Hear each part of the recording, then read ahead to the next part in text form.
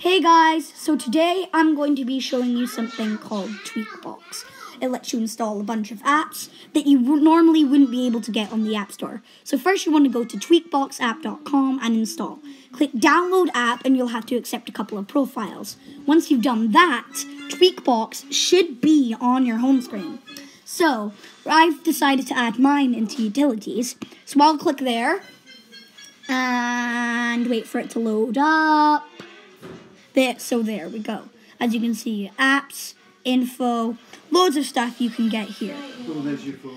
What you can do is, it's kind of like a semi-jailbreak, so you can install Flash apps, Cydia apps in the App Store apps, which are apps that would normally cost money but are free, TweakBox apps, emulators, movies, music, tweaked apps, which are apps with modifications, and hacked games. So for example, in this one, you can use all of your stuff. You can use all of your stuff and you can download it from TweakBox. This can be very useful if you're trying to install something that you really need but you can't get from the App Store. So there you have it, guys. That's TweakBox.